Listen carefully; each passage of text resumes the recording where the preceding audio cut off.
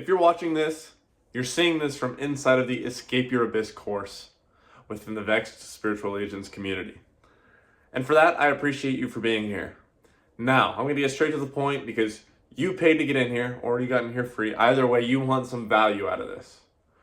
And the reason that you clicked on this course to complete it, the Escape Your Abyss, tells me that you are not in a place you want to be. Whether you were depressed, whether you were anxious, whether you got all of these fucking mental, illnesses that are going on within you, or you're in a rut in general.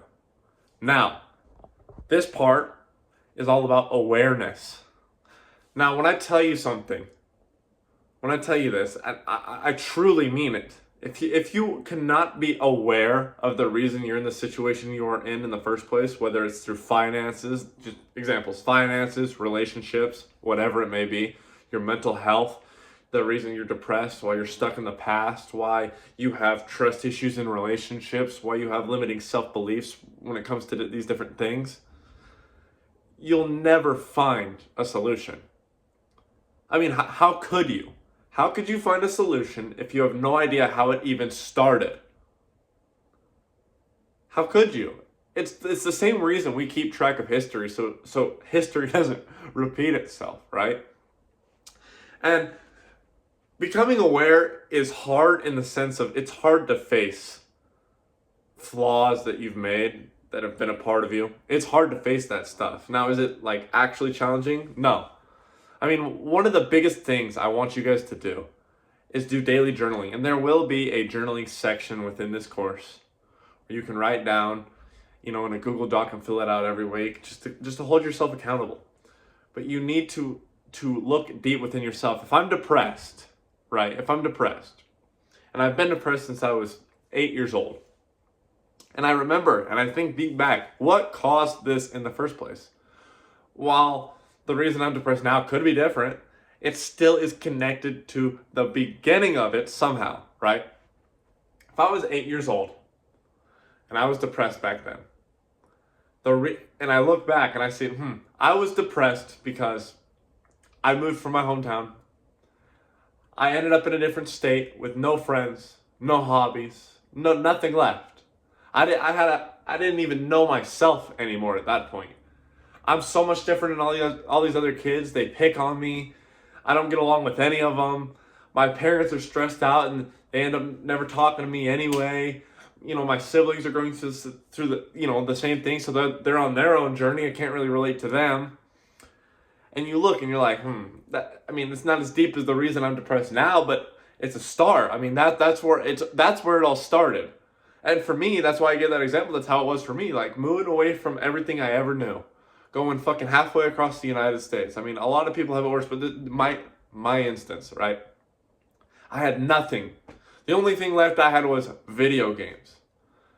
And that's another point too. I replaced all the good hobbies and habits I used to have, playing football, Nerf gun wars, all that shit, with just pure video games. Like, it got replaced with a bad hobby, which I talk about too in the other course.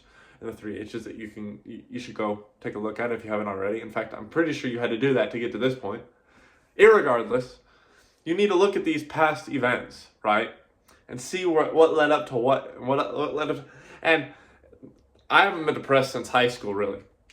But when I was in high school and I was suicidal, doing these suicidal attempts, just be in the darkest place possible.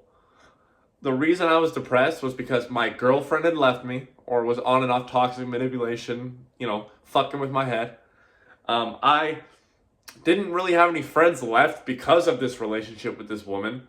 She caused me to lose my friends. She caused me to have me want to lose my friends too and just spend time with her all the time, which, partly my fault. You need to take responsibility for some things.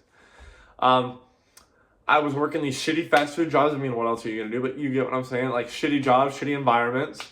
I had a car payment that was put upon me when I was fucking 16 years old. I decided I wanted to get a fucking loan on a car.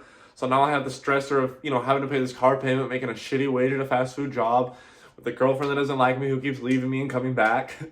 I got no friends around me to support me. I'm addicted to marijuana, nicotine, pornography, video games. I mean, it just became an endless cycle. And look, the fact that I was aware of where it came from the video addiction, the video game addiction, the entertainment addiction, the escapism that I became a part of when I was 8 years old. It became all of those past things just followed themselves up into that current moment when I was in high school. And now those are the only things I knew how to escape my misery. I didn't know how to improve my life. I didn't know how to take these situations and instead of like drowning in them, to build on top of them and make something even more fucking beautiful out of it, right? Which is the way that we should do it, the way that I'm teaching you guys here.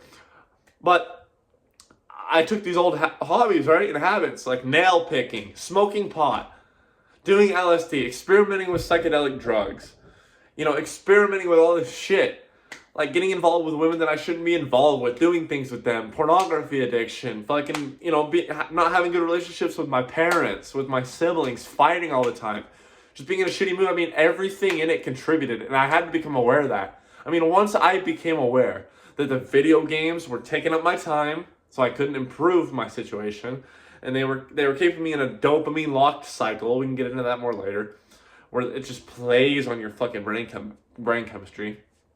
I was locked into that. I was using weed to escape this general reality because I didn't want to live in it or exist within it anymore. I was using nicotine when I couldn't fucking get high, so it's just something, just to keep me stimulated. Caffeine that I'm sure that most of you guys fucking abuse as well as me, you know what I mean? You just have to become aware of these things. Look at the roots of the problems.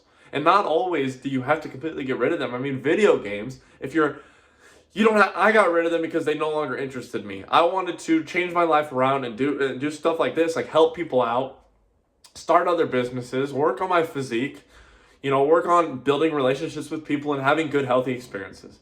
But you don't always have to cut out these things. Like say that video games is one of your escapist tactics, right? It's one of your bad habits. And you spend 8 to 10 to 12 to 14 hours a day on them like I used to. You don't have to cut them out. I mean, you can become aware of it and cut them down at first, but they don't have to leave your life forever. I mean, once in a while, you could play these video games and have a healthy relationship with them. It's the relationship to these things that matter. The relationship to the video games that I had was abusive and disgusting. I relied on them and I played them 14 hours a day, thinking I was making real progress, but obviously it was digital. None of it paid off besides some, motor function skills I got and teamwork, and I did build some social skills, but the point is I abused it. And it fried my brain chemistry even more. I mean, when you're depressed and now you're fucking with your brain chemicals, I mean, this all adds up. It's like a big web. So become aware of these things around you that are affecting you. What am I addicted to? What do I use to escape my reality? How do I talk to myself? How do I talk about myself? How do I talk about other people? Become aware of where this came from. I mean, the biggest part of this video and this section of this course is, where did it start? For me, it was 8 years old. Where did your anxiety start? What was that moment, that catalyst moment in your childhood that caused you to get locked into a constant state of fight or flight, a constant state of anxiety where you can't sleep at night, where, you're just so caught up in what's going to happen? Was it a parent leaving you, a parent abandoning you? Was it friends abandoning you? Was it not being sure the next outcome? Was it even being bullied in school? I mean, a lot of things can contribute, and it's different for everyone. So this is not a one-size-fits-all. Please don't get that mistaken. It's a one-size-fits-all in the aspect of everyone can learn and everyone can heal out of these things. Absolutely. We all possess that power. It's just cold hard fact. But your story is different. You need to get to the bottom of why you are depressed. You can't say, I don't know, it's a brain chemical imbalance. Because really, you're just saying that because you don't want to face the truth. And sometimes it takes a while for you to want to face the truth. So I'm not here to tell you that you need to face the truth now. It's not my life. But you are here presumably because you do want to face the truth now. You want to fix these things. You want to get to the root of the problem and live the best life possible. You want to be happy again. Trust me, I know what it's like. And it's a long process. But the fact that you're here, congratulations. I'm proud of you. Now find what the root of the problem is. Find where your suffering started and where that starting is still linked to things that are holding you down to this day, that are anchoring you down in your depression, your anxiety, and your rut. On to the next.